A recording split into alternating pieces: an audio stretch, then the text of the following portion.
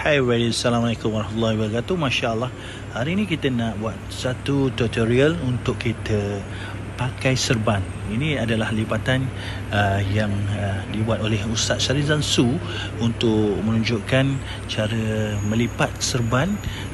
Kami jemaah 40 hari ingin cuba mengamalkan 100% ataupun sebanyak mungkin untuk amalan untuk pakaian sunnah, insya-Allah. Sebab kita tahu dengan pakaian sunnah ini dia akan protect kita daripada perkara-perkara mungkar, insya-Allah.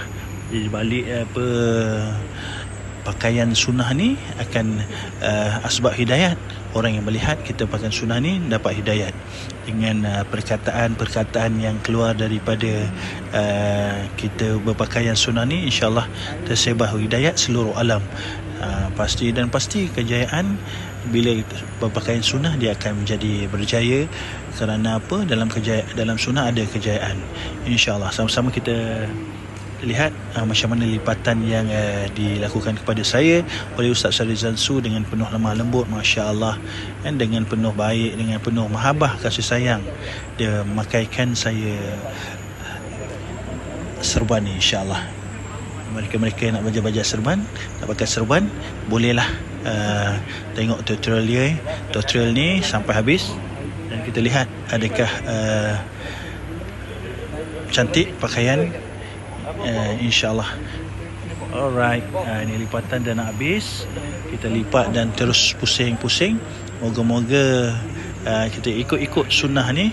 Moga-moga kita akan berjumpa dengan Nabi sallallahu alaihi wasallam untuk di dalam syurga nanti, insya-Allah. Dan kita belajar cara pakaian sunnah, kita belajar cakap-cakap tentang kebesaran Allah, dan juga kita cuba untuk mendengar hadis-hadis Nabi sallallahu alaihi wasallam, sabdaan Nabi. And alright, kita nantikan dan nak siap dah. Allahu Akbar. Seronoknya dapat dipakai oleh Ustaz kesayangan itu, Ustaz Syarizan Su. Sama-sama kita doakan Ustaz Syarizan Su sihat, insya-Allah. La ilaha illallah. Alright, dah siap, insya-Allah. Tu dia.